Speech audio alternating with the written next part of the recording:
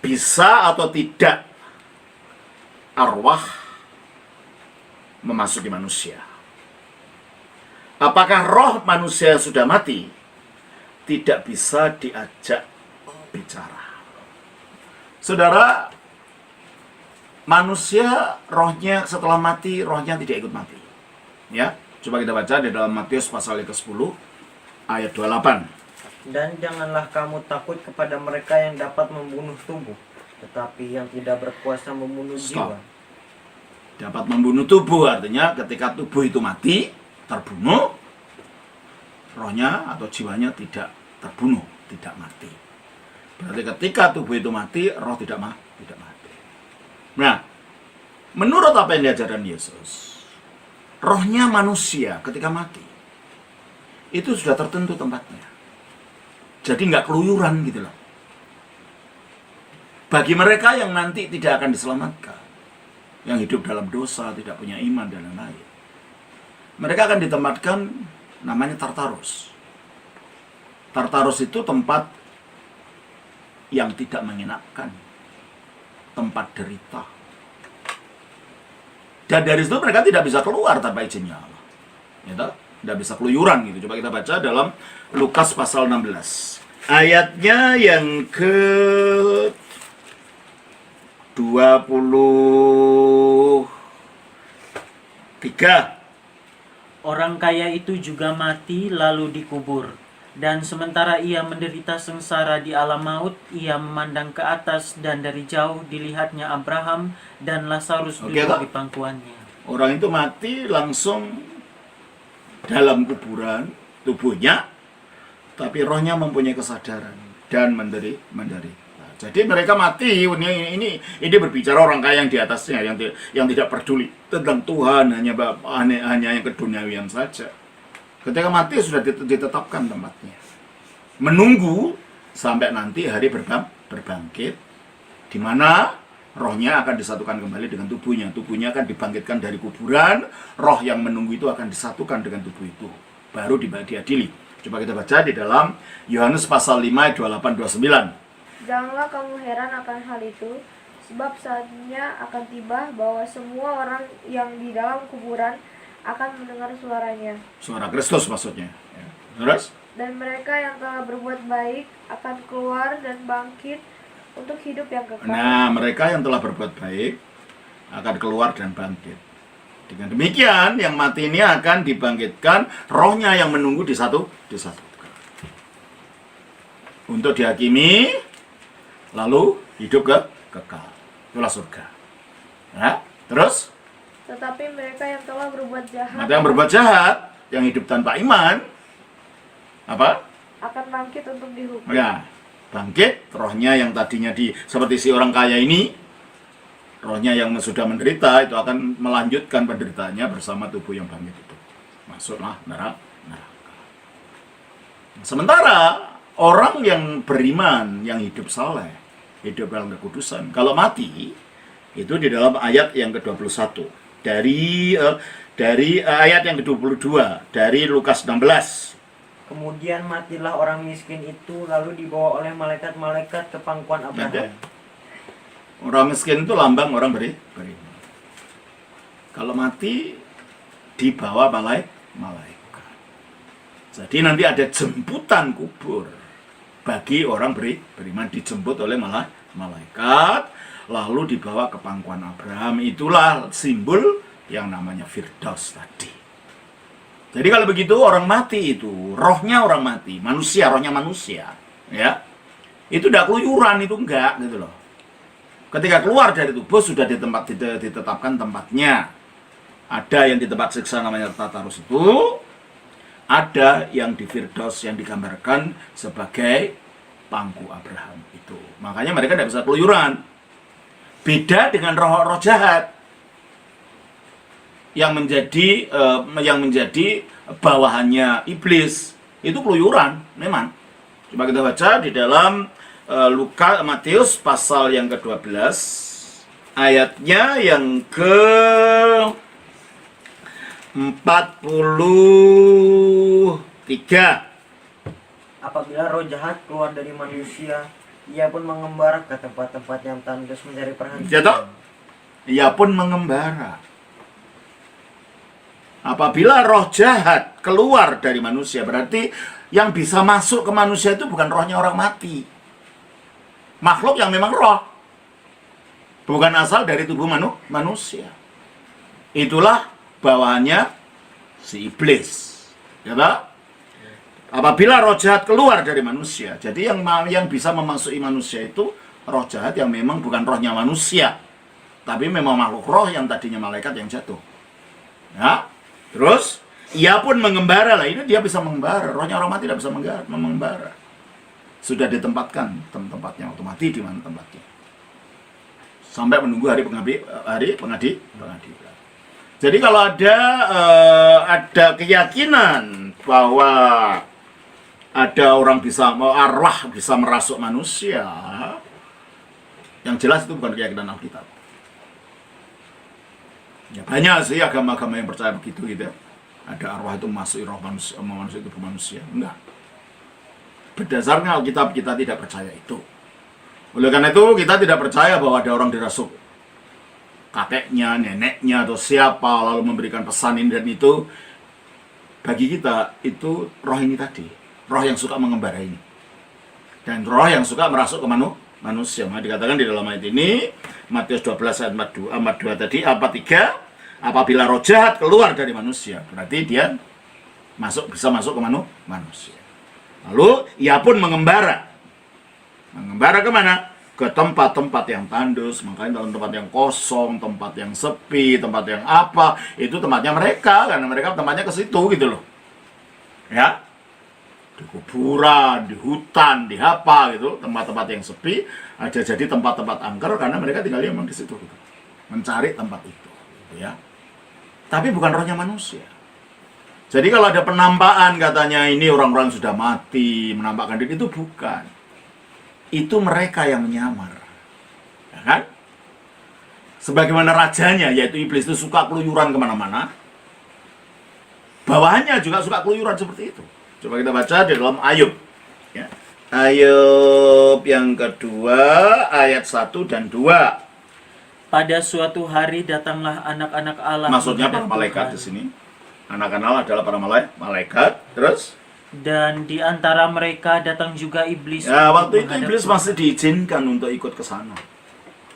Sebab dia belum dikalahkan total, diusir dari surga, ya tidak punya tempat di surga, tapi belum total dikalahkan. Itu dikalahkan hanya ketika Yesus mati. Coba kita baca Ibrani 2 ayat 14. Tolong bacakan. Karena anak-anak itu adalah anak-anak dari darah dan daging, maka ia juga menjadi sama dengan mereka dan mendapat bagian dalam keadaan Ya, makanya Yesus jadi manusia, mendapat keadaan seperti manusia. Yang tadinya dia adalah wujudnya roh karena dia adalah firman. Terus? supaya oleh kematian. Nah, supaya dia bisa mati. Kalau tidak punya tubuh, mana bisa mati? Jadi Yesus itu mati bukan dalam keilahiannya. Mati dalam kemanusiaannya. Karena yang ilahi tidak bisa mati gitu loh. Allah kan tidak bisa mati. Keilahiannya tetap hidup. Tetap ada. Terus?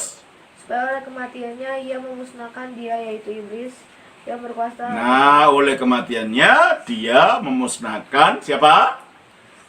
Iblis. Iblis yang berkuasa atas. Jadi di alam maut itu yang menjadi rajanya iblis ini. Makanya pengikut-pengikutnya itu suka munculnya di dekat tempat-tempat kematian. Apa itu? Kuburan. Karena rajanya adalah penguasa alam maut. Nah, di kuburan pura-pura jadi orang yang mati di situ, padahal enggak, itu samaran, mereka penyamar gitu loh. Sebagaimana iblisnya sendiri itu suka keluyuran ke sana kemari. Coba kita baca dalam ayat yang tadi, Ayub 2 pasal 2 ayat 1 sampai dengan ayat 2. Tolong baca lagi. Pada suatu hari datanglah anak-anak Allah menghadap Tuhan, dan di antara mereka datang juga iblis untuk menghadap Tuhan. Maka bertanyalah Tuhan kepada iblis, "Dari mana engkau?" Lalu jawab iblis kepada Tuhan, "Dari perjalanan mengelilingi dan menjelajah." Itu, soalnya keluyuran gitu. Kemana? Mengelilingi dan menjelajahi bumi. Karena iblis itu adalah roh. Roh itu semacam pikiran. Ada, tapi tidak bisa dilihat. Kamu bisa lihat pikiranmu ada nggak? Bisa lihat kamu? Enggak. Dan pikiranmu bisa cepat pergi. Coba kamu pulang sekarang dengan pikiranmu. Udah sampai? Cepat. Nah, iblis juga gitu. Jalannya cepat, maka bisa keliling kemana-mana gitu. Kamu pergi ke Manado sekarang? Udah sampai kan? Jalannya iblis juga secepat pikiran itu, karena dia semacam pikiran gitu loh, bro. Wujudnya itu, bukan wujud kayak orang ini. Maka iblis ini bisa, apa dikatakan? Dari mana engkau? Dari perjalanan mengelilingi dan menjelajah bumi. Wah, kemana-mana gitu. Makanya dia banyak tahu gitu loh. Karena dia bisa pergi ke sana kemari dengan kecepatan yang luar biasa. Secepat jalannya pikiran. Ya. Nah, kalau rajanya saja suka keluyuran, dan dia itu sebagai apa?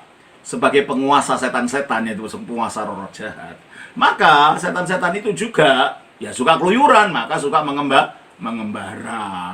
Nggak ada ketenangan di alam jahat itu. Selalu ingin, nggak bisa teduh, selalu ingin jalan ke sana kemari, mengganggu orang. Ada.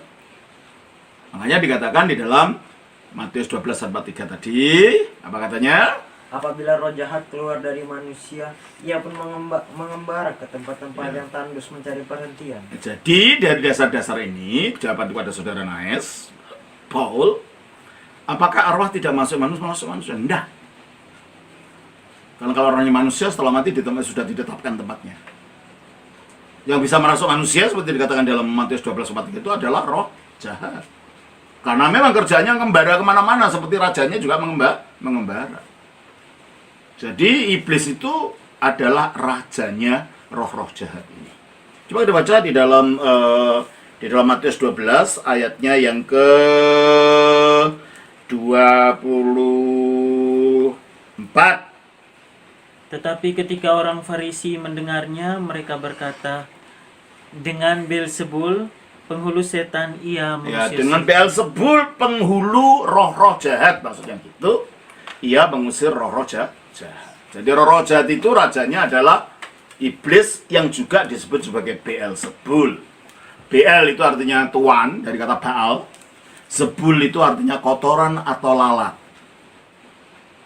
Jadi Beelzebul artinya tuannya kotoran atau tuannya lalat. Kotoran manusia maksudnya. Mengapa? Karena memang itu roh yang mendorong manusia untuk berbuat kotor dan berbuat najis.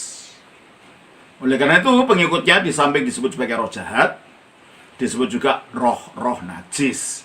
Karena itu menuntun manusia untuk berbuat kenajisan. Jelas ini ya? Jadi pertanyaannya, apakah roh manusia sudah mati tidak bisa diajak bicara? Enggak. Kalau ada yang lalu merasuk kepada seseorang diajak bicara, itu pasti roh yang menyamar. Sebab iblis juga bisa menyamar, pelayannya juga bisa menyamar. Kita baca dari 2 Korintus 11 ayat 14. Hal itu tidak usah mengherankan, sebab iblis pun menyamar sebagai malaikat terang. Nah, iblis pun menyamar sebagai malaikat terang, malah bisa menyamar jadi Tuhan Yesus, malah bisa menyamar untuk menipu manusia. Makanya dalam ajaran ortodoks, kalau ada penglihatan semacam itu, kita tidak boleh cepat percaya, tapi tidak boleh juga untuk cepat tidak percaya. Tunggu. Sampai ada bapak rohani yang menuntun kita. Sebab kalau kita cepat percaya, mungkin kita bisa kejebak, itu bohong. Kalau tidak percaya, mungkin itu betul gitu loh. Malaikat sungguhan yang datang gitu kan. Jadi nanti keliru, maka kita disuruh tunggu. Tidak boleh cepat percaya. Apalagi sampai mencari-cari gitu loh. Jadi kalau roh iblis bisa menyamar sebagai malaikat terang, maka ayat 15. Jadi bukanlah suatu hal yang ganjil jika pelayan-pelayan. Nah, ternyata punya pelayan-pelayan. Iblis ini punya pelayan, pelayannya bisa datang dari bangsa roh itu sendiri, yang sejenis dengan dia, atau dari bangsa manusia yang belajar ilmu-ilmu gelap. Ya, mereka menjadi pelayan-pelayan iblis ini.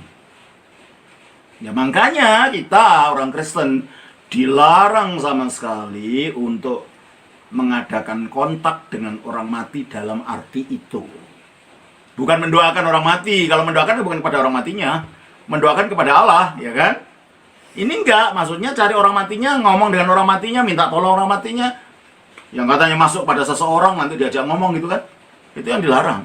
Kita baca di dalam Ulangan pasal yang ke-18 ayat 9 sampai 12. Apabila engkau sudah masuk ke negeri yang diberikan kepadamu oleh Tuhan Allahmu, Ini Musa berkata kepada bangsa Israel. maka janganlah engkau belajar berlaku sesuai dengan kekejian yang dilakukan bangsa-bangsa itu. Nah, bangsa-bangsa Kanaan yang dimana orang Israel dari Mesir pindah, itu adalah melakukan hal-hal ini. Karena mereka orang-orang penyembah berhala. Ya. Terus apa yang ke sini? Yang tidak boleh dilakukan? Di antaramu janganlah didapati seorang pun yang mempersembahkan anaknya laki-laki atau anaknya perempuan sebagai korban dalam Nah, kalau bahasanya sekarang jadi tumbal gitu. Diberikan setan. Orangnya mati. Kalau zaman itu kasar sekali. Memang dibunuh anaknya. Lalu dibakar di depan patung berhala mereka. Terus? ataupun seorang yang menjadi petenung, Apa? seorang peramal, seorang penelaah, seorang penyihir, seorang pemantra, atau seorang yang bertanya kepada arwah Anda bertanya kepada arwah, mungkin orang kesurupan, dianggap itu orang matinya yang masuk ke orang itu. atau kepada roh peramal, Kepada roh peramal yang meramal, karena mendapat bisikan dari yang mati katanya. Atau yang meminta petunjuk kepada orang-orang mati. mungkin bertapa di kuburan supaya orang matinya kelihatan gitu. Yang ini dilarang menunjukkan bahwa yang nampak-nampak itu bukan roh ya orang yang mati. Sebab kalau tidak kalau itu yang mati mungkin nggak dilarang, itu adalah roh jahat. Makanya dikatakan di dalam 1 Korintus pasal yang ke-10 ayat 19 20. Apakah yang kumaksudkan dengan perkataan itu, bahwa persembahan berhala adalah sesuatu, atau bahwa berhala adalah sesuatu? Bukan. Apa yang kumaksudkan ialah bahwa persembahan mereka adalah persembahan kepada roh-roh jahat, bukan kepada Allah. Pada roh jahat, bukan kepada Allah, dan juga bukan pada orang mati. Kalau ada yang mengatakan itu orang mati yang menampakkan, bukan, itu penyamaran daripada roh jahat ini. Sebab menurut Alkitab orang mati itu sudah ditetapkan tempatnya.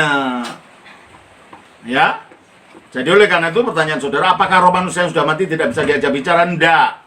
Kalau sampai ada orang kesurupan berbicara dengan orang mati, itu menurut Alkitab yang berbicara adalah roh jahat. Dan itu adalah bagian dari larangan kitab suci. Dan itu praktek, namanya praktek okultisme. Okult itu bahasa Latin, okultus artinya gaib. Ilmu-ilmu yang gaib. Yang berasal dari dunia roh ini. Kita dilarang. Oke? Jadi, bisa atau tidak roh manusia menurut Alkitab? Tidak. Apakah roh manusia sudah mati tidak bisa diajak bicara? Tidak bisa. Saudara akan terjebak kepada samaran daripada roh-roh